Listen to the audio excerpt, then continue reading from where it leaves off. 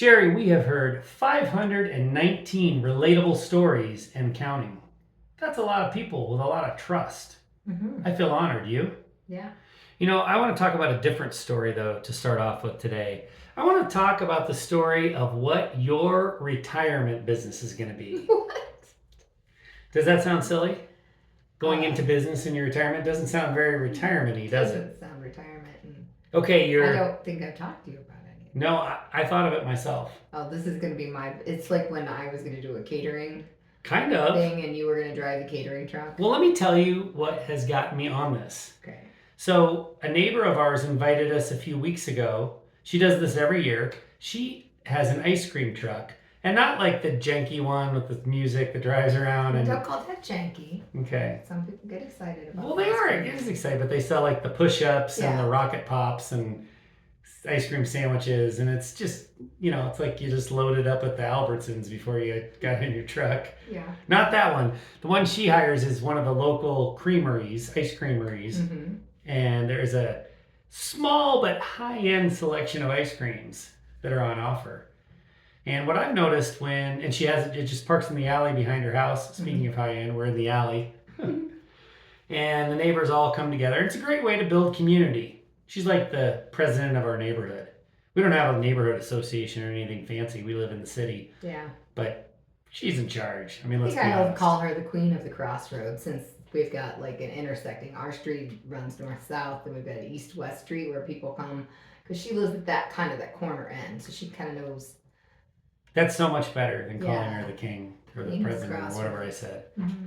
The queen of the crossroads. Yeah. Well, she is. She is large and in charge, and she's very, very, very, very generous because we are allowed to get whatever we want from the ice cream truck. And I do feel like a little kid because what I've noticed is our neighbors all get like one little scoop and then they sit there and converse. This is very much like my days of drinking, where I noticed there are other people at the party that are just sipping on a beer or sipping on a glass of wine, and I'm like, wow, I'm gonna go back again to refill while nobody else is.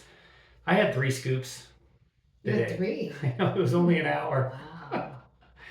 Wow. But I had 2 scoops of a vegan peanut butter cookies and cream. Yeah. Can you even, like, those are most of my favorite things in the world. Not the vegan. I almost didn't get it because it was vegan, and I'm like, I don't know, what's that going to be? Is that going to be gross? I don't know. But I went for it at the recommendation of the woman who was scooping. Mm-hmm. She said, you won't be able to tell. And I think I could tell, but I think it made it even better because it was vegan. I don't know. Mm-hmm. I'm not anti-dairy. Probably should be, but I'm not. It was so good. Peanut butter, cookies, and cream. Well, maybe that's why you didn't have so much GERD issues that night since you had 2 scoops of that. It didn't get me in the old upper sphincter. The old sphincter. Man, the sphincter. Gotta watch out. The upper sphincter. Okay. So anyhow, so you had that. So I'm thinking about this ice cream truck and how it just drives around town, bringing delight to people. Not the creepy one with the and you go and you get a push-up pop and you worry that your kids are going to get kidnapped. Not that one. Like a real, like legit ice cream from an ice creamery. Yes, like you could have root beer floats and you had sprinkles. I'm sure the economics of it are terrible. I'm just saying, like, yes, we get it. It's like a high-end fancy. But we had a dozen people standing around getting 1 scoop. The person's there for an hour. They get gas. They got to buy the truck. I'm sure it doesn't work economically. But you and I have never shied away from doing things just because they don't work economically. So I've got the greatest idea, retirement business for you. Oh, another financial failure. You're going to get a van like that. Instead of ice cream, you're going to have it full of cats. What? And you're going to drive around town for people to pet the cats and play with the cats. And maybe there's like a cat cuddle bus? Oh my God, that's so much better than any of mine. Cat. What? I got names for you. Cat Cuddle Bus is by far the best. I mean, by the far the best. And I worked on this. And you just off the top of your head, you've thought about this too, haven't you? No. Well, how did you come up with Cat Cuddle Bus so fast? I don't know. My ideas were we could call it the Mobile Cat House. That sounds like that would be a strip club with a happy ending. All of them sound like they're going to be a strip club. No. When Especially it is when they have a cats in Sherry. No, it's Sherry's my Mobile Cat Sherry. House. No. Sherry's Pussy Mobile. No. That's awful. How about the feline fun ship? Boo. That sounds like we're doing, Like juggling cats or something. Oh, I still think it sounds like mobile furries. prostitution. It just, Furries. that one's got some adventure to it. Yeah. For a little extra, Furry prostitution. You can try different things. The Purr Wagon. No. The Meow-mobile. Meow-mobile. No, that's almost tolerable. How about this one? The Herd of Fur. It sneezes. And then my favorite is the Tiny Tiger Rolling Litter Labyrinth. Tiny Tiger Rolling Litter Labyrinth. That's a mouthful. It's pretty, well, that's what she said. Listen, we are not all in the of these busy sound like mobile. this is just, this sounds like a whorehouse on wheels on an RV. But, if we could come up, cat cuddle bus, that's a little better. Let's go with that. And this is what I used to say in retirement I wanted to be a postal carrier, but then I've talked to a few postal carriers and that is not a retirement. That is hard freaking work. I just want to carry the mail. I don't want to do any of the sorting or the dealing with other people. I just want to go on a 4-hour walk every day. You want to say hi to people. You want to put it there. I don't want to deal with the goddamn dogs that are nasty. I just want to. So I'm going to take a 4-hour walk and I'm going to wear the same pair of pants every day. That's what I'm going to do in retirement. And you can run the cat cuddle bus or the Tiny Tiger Rolling Litter Labyrinth. It's going to be great. Someday we might have the, I don't know, $8,000 lying around to make your dream a reality, Sherry. But in the meantime, let's talk about something about which we actually do have a clue. Let's talk about resentment processing. If you're a long-time listener of the Untoxicated podcast, you might be saying, again? Really? You're going to talk about resentment processing again? Is there anything else that you two talk about? Sex. We've talked about sex. Yeah, it's either sex or resentment processing, which those two are connected, believe it or not.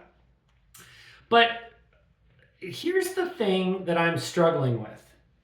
We had a recent discussion in our Echoes of Recovery group, and there were lots of people in this discussion who were kind of like at a loss for how to get started with resentment processing. Like, it wasn't a matter for them of how to do the resentment processing or what resentment processing is. It was a matter of getting over the hump and initiating it. And I thought, okay, well, let's do another podcast episode about it and see if we can clear that up. Before we deal with that specific issue, the hold up to getting it started, I think for listeners who maybe haven't heard us talk about resentment processing for the last 5 years, we should kind of clarify what it is. How would you describe resentment processing, Sherry?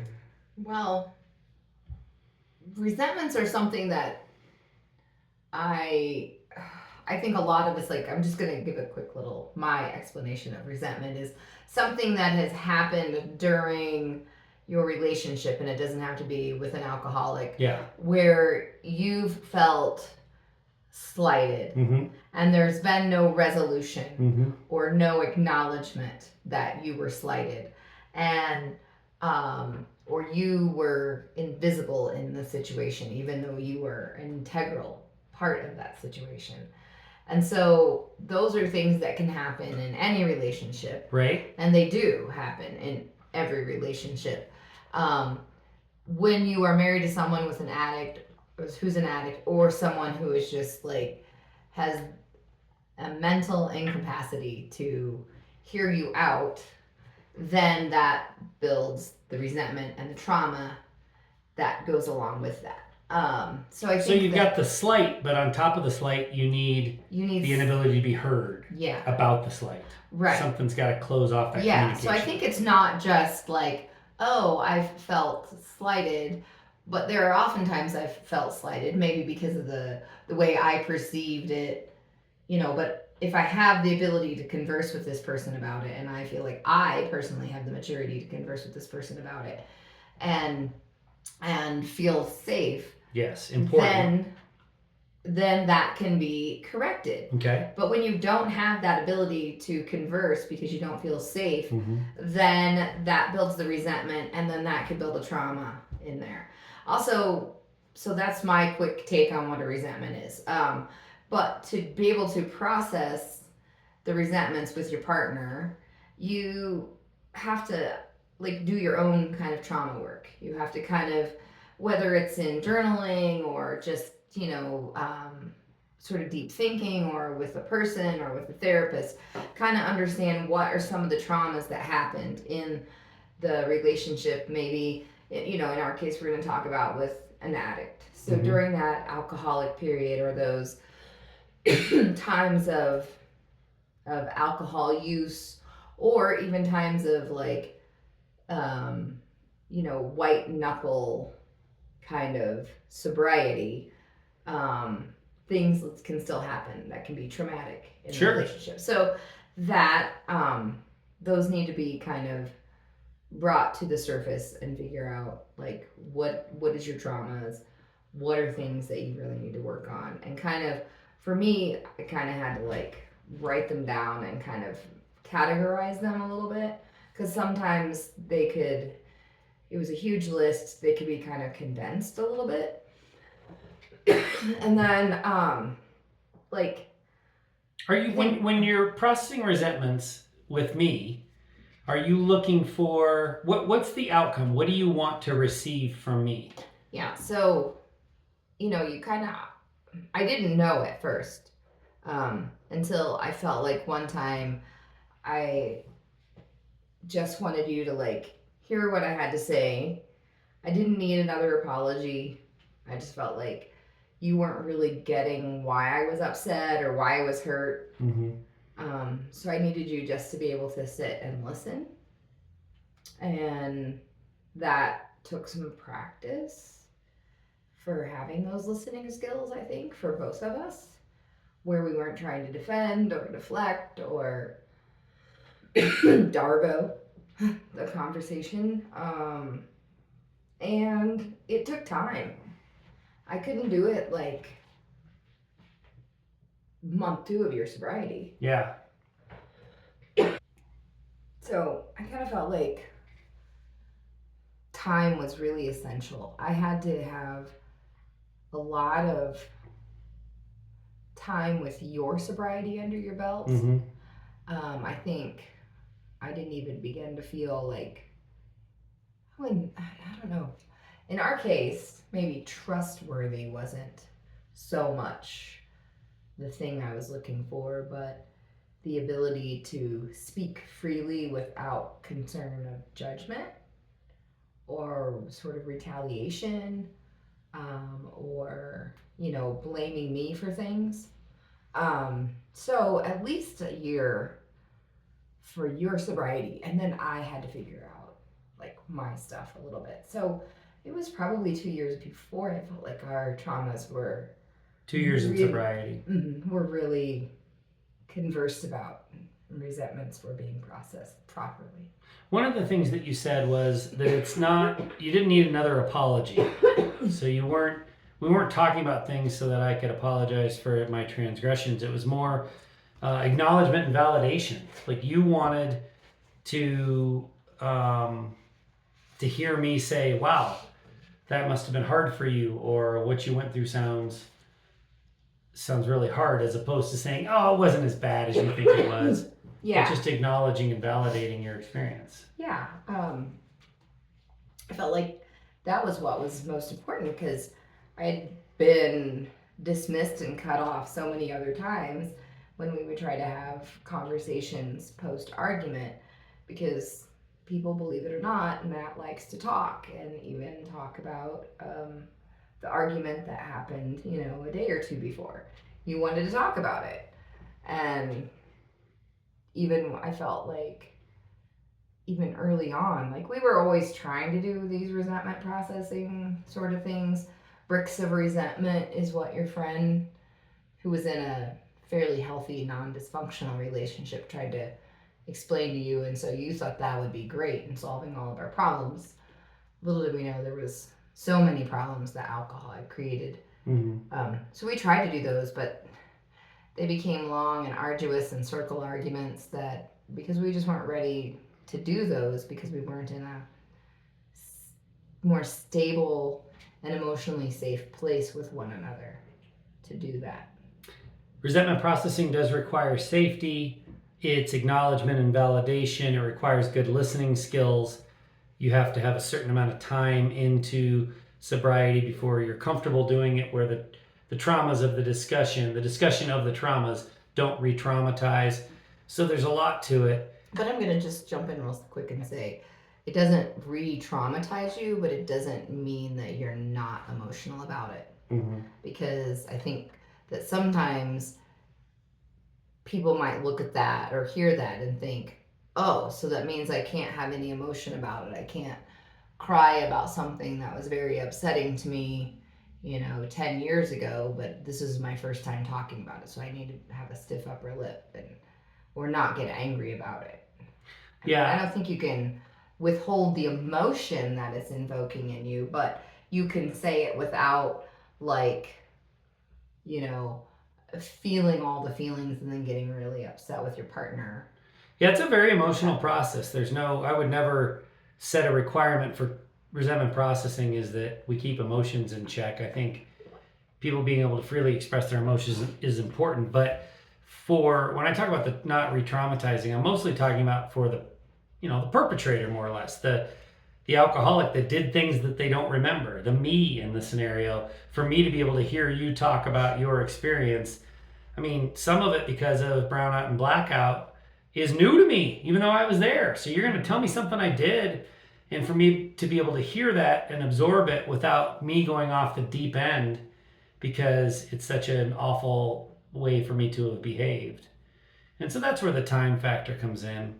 It's not an easy process. It's complicated, it's messy, it's challenging. It is so incredibly important. And I have been under the assumption for, every time we have discussions with people and they express concerns about doing resentment processing, I think the reason that the people are at a loss for how to implement this critical intervention is that we haven't explained it well enough. So I did a little research. I said, okay, let's talk about resentment process. Let's explain it again. But I said, before we do that, let's look back at the episodes that we've recorded and see what exactly about resentment processing we have explained in the past so that we're not just flat out duplicating. I mean, we've got 300 and some episodes. We aren't going to, everything we say isn't going to be unique. Mm-hmm. And the first time we've said it. So there's lots of overlap throughout the episodes, but I don't want to just have the focus of the discussion be something we've already had be the main focus of the discussion. So I did a little search back through our episodes, and I found 9 episodes where resentment processing was so central to the discussion that the words resentment processing made it into the show notes, the little verb, the little 1 paragraph write-up that I do, and also that those episodes were just me and you talking about it. So if I included the times where we were interviewing somebody and resentment processing made the show notes, that's, a dozen and a half or 2 dozen episodes. But so I said, okay, since this episode is going to be just me and you, let me look at the ones where it was just me and you and resentment processing was a central topic. And let's not make sure we're not duplicating ourselves and see how many there were. And there were 9 of them, 9. So this is obviously a huge topic and a very important topic, and something that you and I believe the importance of it is just fundamental and foundational for relationship recovery. So this goes all the way back to episode 21. And you started being a co-host. Well, the first time you were on the podcast was episode 9.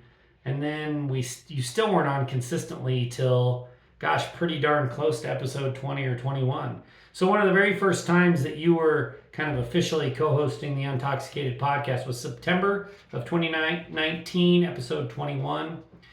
We talked about it again a little less than a year later, episode 49 in 2020.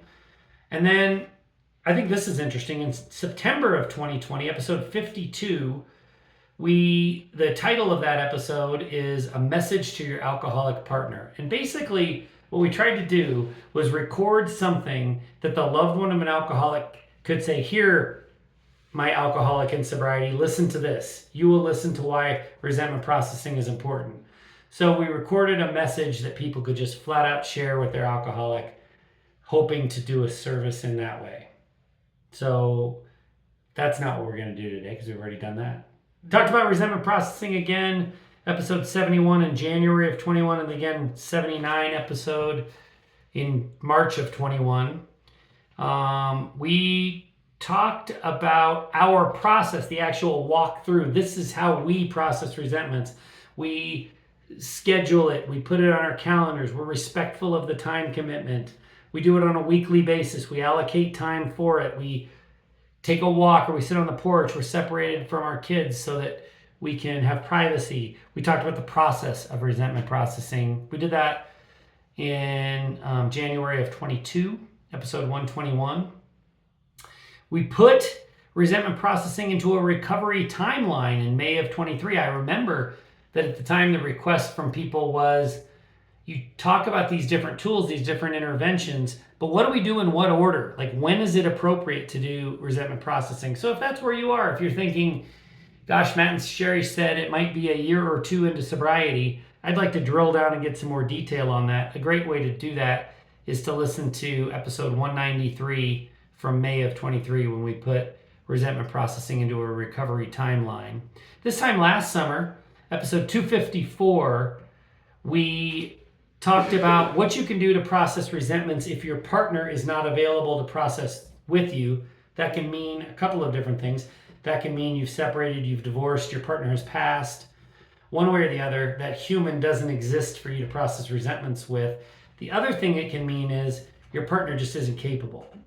And there are a lot of people that just can't do this work. They were not raised in such a way where talking about emotions is something they're capable of doing. That's really sad. That's not to say that that person can't go get help and work toward being able to do it. But there's a lot of people who are in partnership with somebody who just can't go there. Mm-hmm. And so if that's you, there are alternatives. There are ways you can process the resentments without doing it one-on-one with your partner. And so again, that was episode 254 if you want some advice there. And then interestingly, in October of last year, episode 264, we did a live resentment processing session. You and I sat down with our microphone and we said, Sherry, you go first. What's a resentment that you would like to talk about? I don't remember if I did one or not in that live resentment processing episode, but the point was we didn't just talk about how to do it, we actually did it.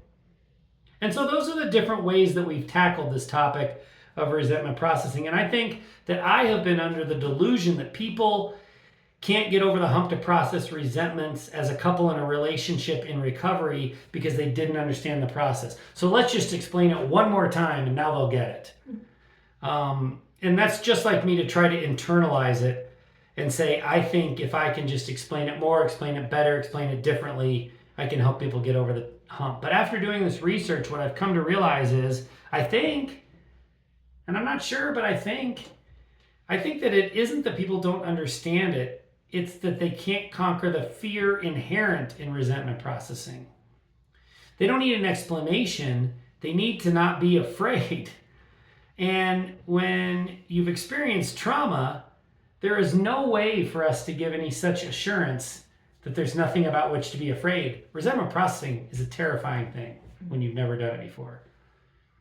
And so I don't know that you and I talking into a microphone for an hour can solve anyone's problem. I think if you don't know how to do it and you want to understand the fundamentals and you've heard us throw this word around, but you're at a loss for the procedure, then listen to any of those 9 episodes that I referenced in the last 10 minutes. But if you get it, yeah, Matt, sounds great, sounds awesome, that's terrifying, then I hope that you'll continue to listen, because we can't give you the silver bullet, we can't make your fear go away. But what we can do, and what I think we should do for the rest of this episode, is offer the relief of relating. And what I mean by that is, let's talk about those very, very, very real fears that are associated with resentment processing, the fears that you've experienced to a lesser extent that I've experienced. Let's get them out there. And then maybe by hearing us talk about them, somebody in the audience will say, okay, that feels a little better to know I'm not alone, because that's a fear that I have. And maybe just that level of trauma work will help people get a little bit over the hump of fear, and maybe they'll be able to give it a try. And maybe they won't, but at least they'll feel some comfort, even if you can't process the resentments, in knowing you're not alone for being afraid of them. Mm-hmm. So we're going to dive into the fear after we talk about our sponsors. Sherry, we are supported by SoberLink, the high-tech, tamper-proof, stellar quality, best-in-class breathalyzer and accountability tool. You know, Sherry, we've had SoberLink as a sponsor for almost a year now. And much like the end of my first year in my relationship with you, I love SoberLink more now than I did last fall. It takes a while to get to know each other, to feel each other out, to understand the nuances of what we both have to offer. Kind of like it took me a little while to figure out that you would always love your cats more than you love me. You finally figured that out? Yes, it took a while. It did take a while to sink in, but I'm over the hump. With SoberLink, it has taken me these many months of learning about this product and service, the whole package really. That's what your old nickname was for me, right, Sherry? The total package? The total package. Anyway, Total tool, but... SoberLink is a great tool. It has taken me a while to really absorb the incredible value of what SoberLink has to offer. Are you talking about SoberLink's high-quality, tamper-proof design and their 24/7 facial recognition software support? No. Or they color code reports sent to the accountability partners that are court admissible in all 50 states and Canada? That's great, but no. Or maybe you're talking about their scheduled testing and commitment to accuracy? No. Well, sort of. I am not talking about any one specific attribute of this best-in-class tool. I am talking about SoberLink's commitment to prevention.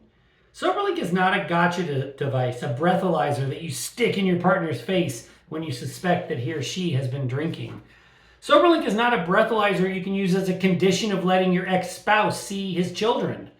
Those uses of any old handheld, crappy internet-ordered, cloaked in shame, blame, and distrust gotcha tool, those make both parties feel bad. The person who's got to blow into it and the person who's getting it shoved in their face. SoberLink is not like that. SoberLink is a program, a plan, a schedule, an agreement. It really is an accountability partner. And even though those words have crossed my lips for all these months, I really get it now. It's taken me almost a year to understand how fundamentally important that is and why SoberLink is different.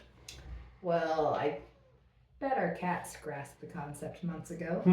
But why don't you take the first step and learn what Matt finally learned and do your research.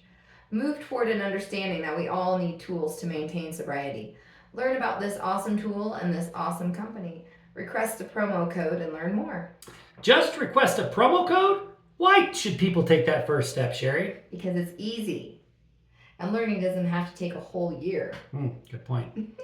Just request the code and see how that feels. That's all we're asking people to do. Request a promo code for $50 off your SoberLink device. Take that first step. It is easy. There is no commitment. And you can learn more about this awesome product and company. For a promo code for $50 off your device, please go to soberlink.com/untoxicated. Sherry, we are supported by Echoes of Recovery. We are offering listeners a free 30-minute video call session with you and me. If you are the loved one of an alcoholic, this offer is for you. This is not therapy. This is peer support. It's a chance for you to share what you are going through with people who truly understand. Yeah, I remember when you were in active addiction, and Matt, and even well into your recovery. So I felt alone because while resources existed for you to get sober, it seemed like no one was curious about what I was going through or how I felt. It feels really needy saying that out loud, but the loneliness was real and it hurt.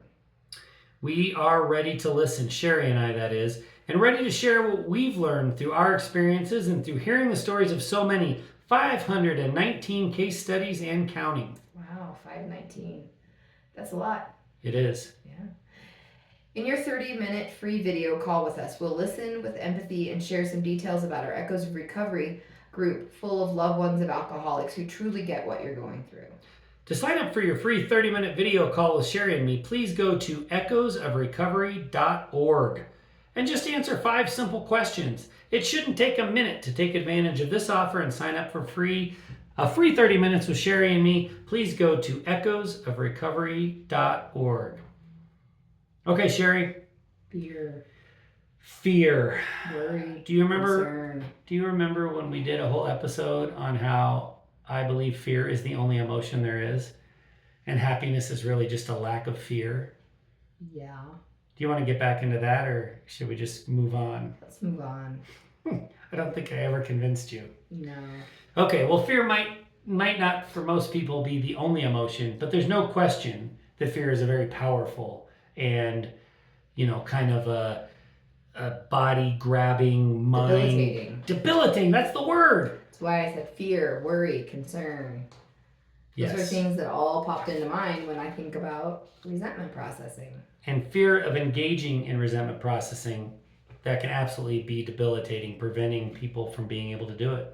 Mm-hmm. So I want to run through some scenarios, some things that maybe I've said, some things that we've heard some other people that have said, when it comes to the initiation, the introduction of the concept of resentment processing, and talk about the fear that you have experienced, Sherry, or we'll talk some of the fear that I've experienced, or also the fear that you've heard other people express that they have experienced. We got to own the truth here. I am unique in that I don't mind talking about stuff, and for some strange reason, conflict doesn't really bother me. I would much rather address something than have it laying around unaddressed. That's where I get super uncomfortable. And so I would imagine that the vast majority of our listeners are not in partnership with somebody who really wants to talk about stuff. Mm-hmm. Okay? So I don't think it's fair for you just to share your experience with your fear. I think you also have to represent the fear that you've heard expressed by other people who maybe aren't married to a chatterbox. Okay? Okay, so one thing and this one is something that I've said, that's in the past, Sherry. I'm sober now.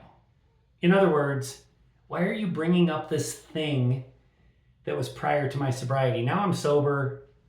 That can't possibly serve a purpose to talk about it. Talk about how that would make you feel, or how that did make you feel when that was my reaction if you brought up a resentment. Dismissed. Not validating that my hurts were worth listening to again. I can use very basic language like, oh, that would make me very mad, or that would make me very sad. But, those are true. But why would they make me sad? Why would they make me mad? Because half of these things you probably weren't even aware of that was going on. And that for me, most of the time it was such an emotional piece that it was something that affected somebody else's emotions or well-being, not necessarily life altering, but they're making these little impacts on somebody else that you weren't even aware of. They didn't have to be big things that happened. Right. So when I would want to bring that up for you, and then you would be like, oh, it's in the past, or kids are resilient, get over it, they'll be fine. Those sort of things were all those that really, really made me feel very belittled too. Did you know in your heart that this wasn't going to go away? If I said that was in the past, I'm sober now, was there any part of you that was like, oh yeah, let's just live in the present and the future because he's sober now? Or had you heard me and watched me attempted sobriety so many times that you were like, well, he's sober for now. Mm-hmm. So the idea that we're just going to sweep that under the rug and never address it, that is not, were you defiant? Did you know that wasn't going to work for you?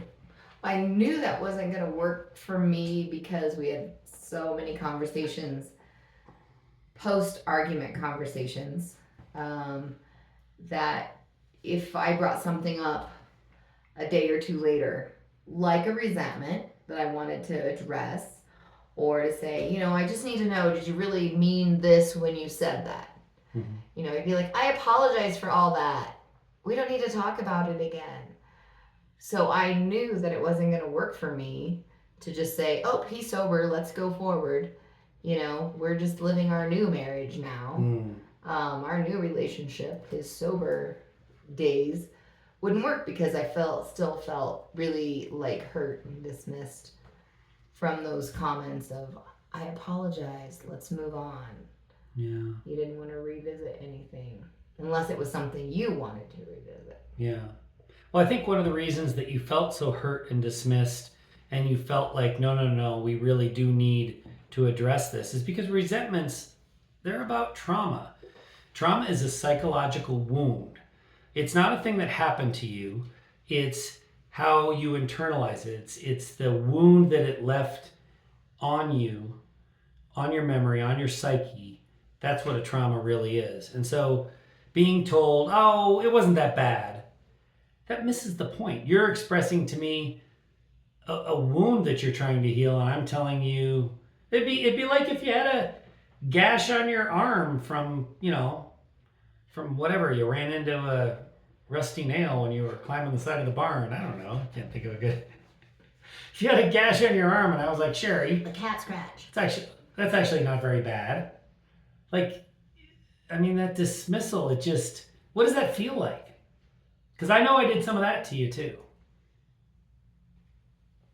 I mean, it feels harmful to me. It feels very dismissive. It feels like you weren't paying attention to my needs and you don't care what my needs or my emotional reactions are, and that, things that I need are easily swept under the rug and we're just moving on. Did you ever not bring up a resentment from the past for fear that I was going to just dismiss you in one of these ways we've talked about so far? I'm sober now. That's in the past. We can't talk about it. Or it's not as bad as you think it is. Did you ever stuff it down further for fear of me dismissing you in that way? Yeah, I mean, I think that we haven't gone through a lot, but lots of times I didn't want to bring things up because I didn't want to be just, like shoved aside again and just talked over and talked at and made to feel insignificant with my needs. Did any of the gaslighting inherent and those kinds of things, did any of it get through? Were you ever like, oh, maybe he's right. Maybe it wasn't that bad. Maybe he is sober now. Maybe I should just drop this. I'm sure there were times, I mean, because our whole relationship, there were arguments and resentments building. I'm sure there were times when maybe I did say, like, oh, well, maybe that one wasn't as bad. Because then I had something worse to compare it against. So your gaslighting and maybe a memory that was even worse made me consider that. Did you ever feel silly for having brought something up? Did I ever twist it to the point where you were like, maybe I did just waste a half an hour talking about this thing?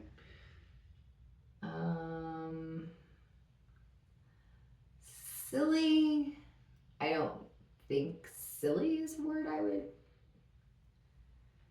would use to describe. Mocked, perhaps, yes. Made to feel like that was an insignificant incident. As your own confidence grew in your belief and awareness that what you'd been through was traumatic and it was a big deal, as your own belief and awareness in that grew, did that help you to reject my brushaways? Like, did it help you to say, no, listen, Chuckles, this is important? No, because, sorry if I'm not picking up what you're doing great. I don't feel like that because, like I had mentioned at the beginning of the podcast, we tried to do these conversations on a weekly basis, these bricks of resentment conversations, to avoid deepened wounds. And So I don't feel like that because we kept the lines of communication open. Mm-hmm. So I don't feel like that. What about this one? And you can answer this for how I talked to you and how you reacted to me, or you can react to it from the perspective of some of the people that we've gotten to know and who have blessed us by trusting us with their stories. What about when the drinker says to the partner, "What's wrong with you that you can't let it go?" So, in other words, you have this trauma, you have this wound, this psychological wound, but I'm going to dismiss it to the degree that I'm going to tell you you're broken because you can't move past that. How does that feel? And is a fear of me or another alcoholic saying that, do you think that that fear of that, is that enough to make you say, you know what, I'm not going to go there? Resentment processing is too risky. Yeah, for our relationship, I feel like that very much would play a part because you would often say that I was angry and I held grudges and I was a mean person that was always looking for the negative things. So bringing up resentments because they had been issues and traumas, that would make me feel like I would be concerned about bringing them up. Yeah, I think because, you would make me feel broken for me being me. Because you didn't want to address something, but you didn't want to hear something that I wanted to address. So I feel like, yeah, that part would make me shut down sometimes and just keep my mouth shut and act like I didn't have anything to offer that week. What's wrong with you that you can't let it go? I think that is particularly difficult because it's loaded a bit, because there really are two sides to that. There is some truth to it. You can't let that go, not without processing it anyway. But what's, I think, really diabolical about a statement like that, probably not intentionally, but kind of subversively, is the person who's saying that is the one that created the trauma that you can't let go. So I'm in our case, right, Sherry, I'm the drinker, and I'm saying to you, why can't you let go of the time I drove drunk with your kids and endangered them? What the hell's wrong with you? Why are you so broken that you can't drop the fact that I drove drunk with your kids?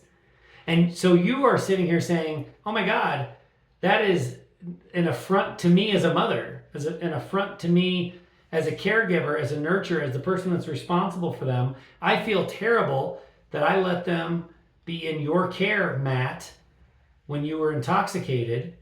I feel like you harmed me, but I also feel guilty because I didn't do enough to prevent that from happening. All these just mixed, terrible emotions. And on top of the fact that I'm the one that created the scenario by my drinking that creates all these mixed emotions, I'm also telling you, on top of all that trauma I caused there, it's also your fault, Sherry, because you can't let that go.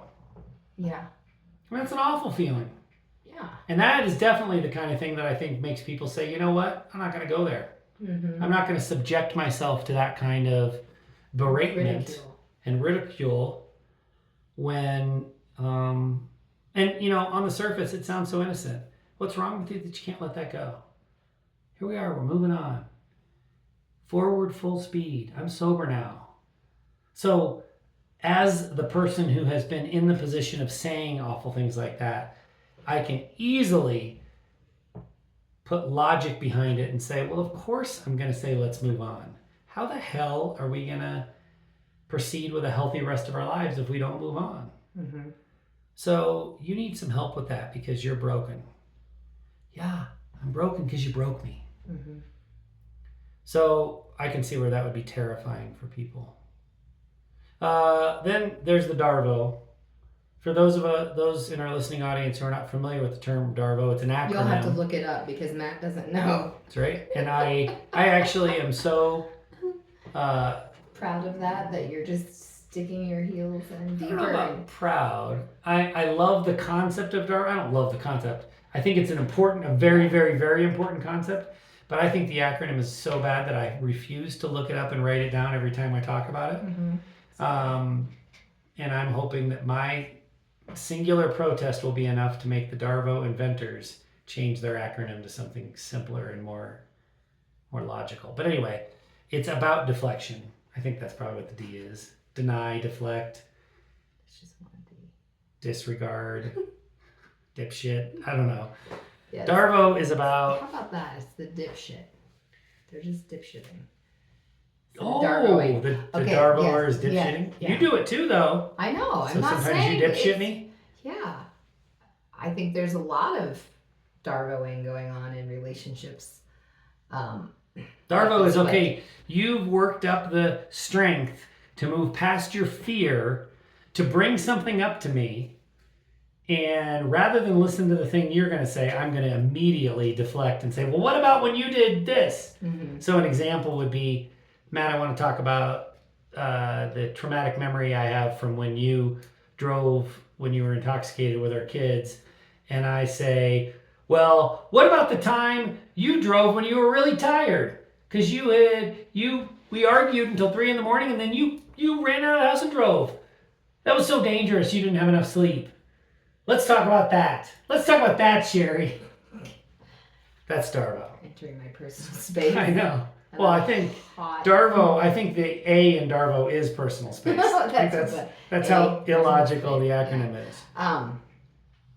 Yeah, that is, well, and it's just one way to dismiss a person's feelings and, discount what they want to talk about. I think it's also called whataboutism. I've heard people refer to it as whataboutism. Whataboutism? Yeah. Thanks for bringing your issue up. That is a wonderful segue into my issue. Exactly. Well, I feel like that's what happens during if you do look up the acronym, that's exactly what's happening is it's acting like it's an open opportunity for you to just dump all of your shit back onto the person who tried to have an open, honest conversation. That's right. So Darvo whataboutism definitely goes both ways. And I can see where it would be terrifying if you know that that's going to happen. I'm going to bring this up. And not only do I know I'm going to get Darvoed, but I can tell you the 3 things he's going to say. Then I can see where it would be terrifying.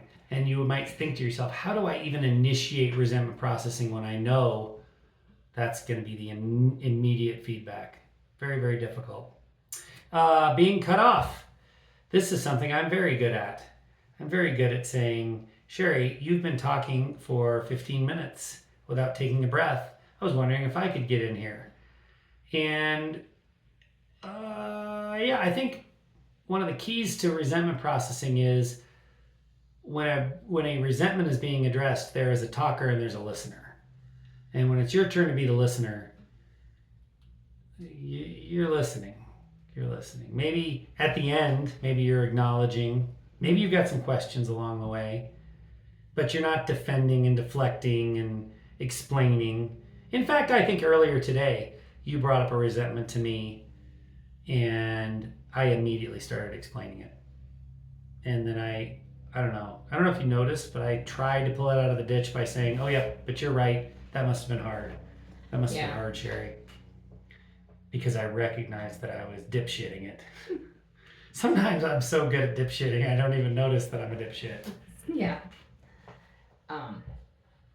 Being cut off, time limit, both of those things, but the interruption. Mm-hmm.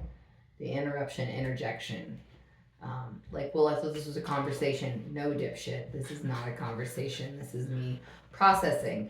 And since Sherry, me, a verbal processor, sometimes it takes me a while to get there. So You say that. Let's elaborate on that, because you say you're a verbal processor, and I have been on the listening end of you processing things out loud. And so I'm not denying that you're a verbal processor, but you also find great comfort in journaling and writing your stuff down. Mm-hmm. To kind of tighten it up a little bit. So I think you're just sometimes a processor, verbal and written. One every once in a while, and maybe this isn't during a resentment, and this is just maybe a post argument conversation or a a conversation where you've noticed that I'm feeling edgy and I'm off. And maybe it takes me a while to figure out why I'm off. That's what I mean when I'm a verbal processor. So, but the people that do need to verbally process, and maybe they're going through a lot of the like repeating during the resentment, the repeating something that happened within the event, and they keep going back to that. Well, interrupting and telling them that they've already mentioned that. That's not what you should do. Is that about as good as telling you to relax? That's obviously the pain point. Yeah. But that means they're just touching base with what really is hurting and then going on and explaining. So it needs to be active listening. And these are reasons why you shouldn't try these at week 2 of sobriety or month 2 or 6 months of sobriety. What do you want from me? You should be trusting me. Fuck no, don't trust. Yeah. You Let's talk about another one that's really hard to do early on. We talk a lot about, for resentment processing to be effective, the drinker, the perpetrator of a lot of the resentments, has to be far enough along in their individual recovery. They have to have built enough self-esteem and self-confidence that they can handle listening to the traumas without them re-traumatizing them. making being ashamed. Right, like, you're trying to avoid the shame cycle. Yeah, so that's like the way to describe the re-traumatizing the alcoholic that caused the pain. They're not walking away feeling shame filled. So here's an example of what that might look like. So there's a night where I drank enough that I was blackout or brown out. I have spotty memory or no memory. And you might say something like, okay, Matt, here's my resentment that I need to talk to you about. You drove with the kids when you were intoxicated, and then we went to a neighbor's house for what you said was a beer, and you stayed till 2 a.m. And then when you came home, you couldn't get your key to work in the back door, and you ended up breaking the lock to get in the house. And then you made a tray of nachos in the oven, and not only did you leave the oven on, but you spilled the nachos all over the floor. And then you went downstairs and you spilled a beer on the floor and it soaked into the carpet. That could be enough. If I didn't remember much, or maybe I don't remember any of that I just feel worthless, and what's the point of me even trying to recover from my addiction, or to reconcile the relationship, or to be a father, or any of it. And so the shame spiral that is possible when resentment processing is done too early, before the alcoholic has built any kind of resilience or done any kind of their own individual recovery work, can be really detrimental. Mm-hmm. And you might be thinking, as the partner, as the loved one, I don't want to bring that up because I don't want to send my alcoholic spiraling. Mm-hmm. One thing I will say, this is a bit of a fine line, because I don't believe that the loved one is ever responsible for the relapse of the drinker. I just don't think that is a level of accountability that can be transferred from the person who puts the bottle to their lips to the person who maybe says something too early in the recovery process. It's just not your fault. Mm-hmm. And so I would never want a drinker to listen to this conversation and say, oh, that last relapse was your fault. Matt said it was. You talked about resentments when I wasn't ready. It's your fault. That's not what we're saying at all. There just needs to be an awareness and work done on the individual basis, and a readiness, so that I can say, all right, Sherry, I understand the importance of you processing your resentments. I think I'm ready. Let's give it a try. Let's try. Let's baby steps. Let's go. Give me one resentment. Let me be a good listener. See how I handle it. Does that make sense? Yeah. Yeah. Okay, great. Another thing that I could see people being afraid of when considering doing resentment processing with their drinker is they might be afraid that their alcoholic is just going to say whatever they got to say to appease the situation, to appease the loved one. You and I, Sherry, have a friend, actually Jason, who we started the podcast with way back, who he's a therapist. He has a practice. He does two things. He does relationship therapy, but prior to doing relationship therapy, he did a lot of addiction counseling, and most of the work that came his way was court-ordered work. And so a judge would say, you got to go get, I don't know, 60 hours of counseling.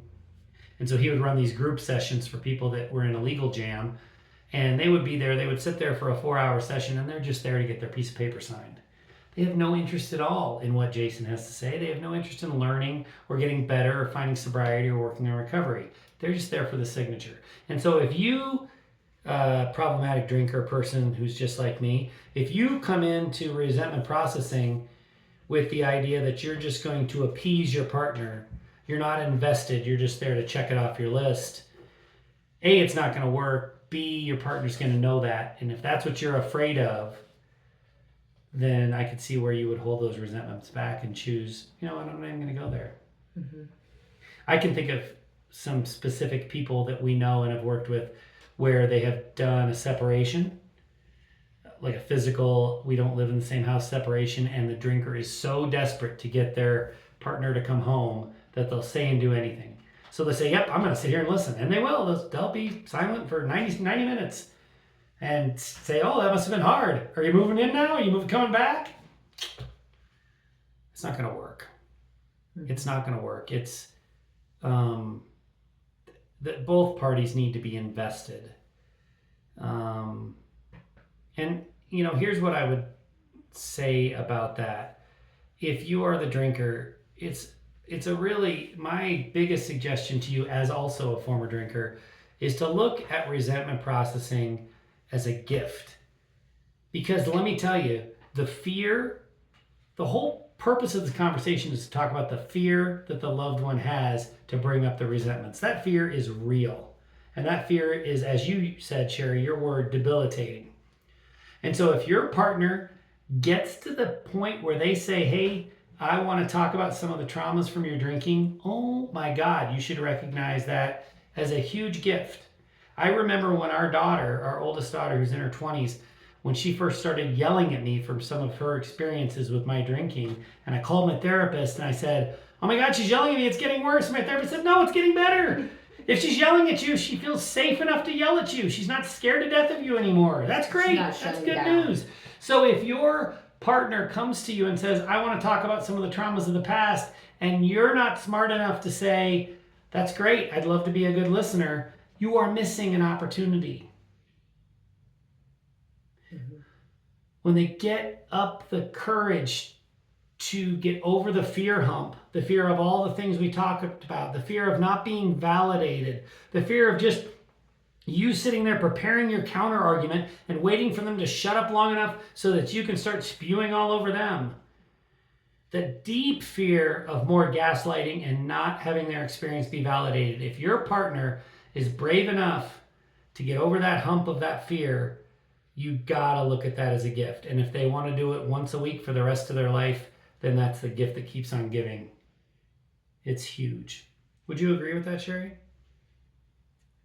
Yes, I would agree. That being said, if the alcoholic in recovery is not ready and tells you they're not ready, I think that you should trust that, but you should still make sure that you have conversations about when are you going to be ready, and work on resentment processing outside of your relationship, but still go back and try to have those resentments processed even with them, because I'm not saying it can't be done, but I think that it's really healthy if you want to stay in the relationship. It's really healthy for the alcoholic to know what was so hard for you. Yeah. Whether you've processed them outside of the relationship or not. I think that to me kind of feels like kind of cloaking the alcoholism and hiding it and shielding that to protect your partner from what really was going on. And I think that it's a way to keep them motivated too about staying sober and not wanting to go back to that. But I think that if they say, I'm not ready to do that yet, you have to make sure there's a yet. Yeah. And they, yeah. And they You need to be know. doing the work to get ready. Right. The individual recovery work to get ready. Yeah, and I think that you also need to take account for who each other is in the party, each party in the relationship before the alcohol took hold.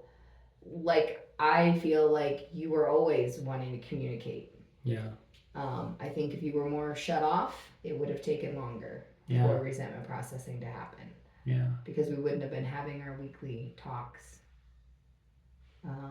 even before you quit drinking. So you have to, I think there has to be work on both sides. Yeah. Well said. I want to end this episode with an address directly, like just a paragraph directly to the people in my role in this, the people who were previously drinkers and now they've got this relationship dysfunction and maybe they don't know what to do with that. We've spoken for a whole hour with the intended audience being people who are dealing with the fear of initiating resentment processing and just validating that fear of, yeah, that is scary, that is hard. I want to end with talking to the drinkers and former drinkers out there, because if you are like me, then trust and physical intimacy, those are the goals of relationship recovery. You don't want to be married to someone who doesn't trust you, and you don't want to be married to someone who isn't interested in physical intimacy where you feel that feeling of connection and love. So if trust and physical intimacy are your goal, you can't get there without the foundational elements of emotional safety for the present and the future, right? Emotional safety is about today you feel safe and tomorrow you're going to feel safe. And you also can't get there without the resentment processing of the past and the ability to do resentment processing in the present and future, because guess what? So even sober, there's going to be more resentments. You and I dealt with a resentment earlier today. That is a never-ending cycle. So you need to both provide the emotional safety and also be able to do this resentment processing stuff. Those are the two things you have to be able to do if your goals in relationship recovery include being trusted and having an awesome sex life. You cannot skip this step. You need to take it seriously. This isn't something she needs. It's an investment in the partnership. And that's the way I look at it. And I think that's super important. I'm not just meeting one of your measly little female needs, Sherry. I am investing in our partnership by creating emotional safety and being mature enough to process resentments. And that'll, continue to get us where we want to go. Mm-hmm. Does that make sense? Mm-hmm. Okay, great. I think we've talked enough about that. I think we need to end this recording and start working on the business plan for the Tiny Tiger Rolling Litter Labyrinth, which I'm extremely excited about, even though it's your retirement plan, which is not surprising that I get overly jacked up about something that has nothing to do with me. Listener, did you hear something today that you relate to? Did this conversation resonate for you? If the answer is yes, then I'm sure there is someone in your orbit who could benefit from this conversation too. Maybe in this case, someone that you're afraid to do resentment processing with. One of the very best things you can do for your healing is to become part of the solution. Crush the stigma, participate in the conversation, even when you're afraid. Maybe you aren't ready to join one of our groups, but that doesn't mean you can't be involved in a meaningful way. All we are asking is this: please share this episode with one person. Copy the link and send a text or email. Put it in your social media. Be bold. Claim the sense of belonging you deserve. Just one share. And we want to thank you for listening to the Untoxicated podcast. You've got this, and we've got you.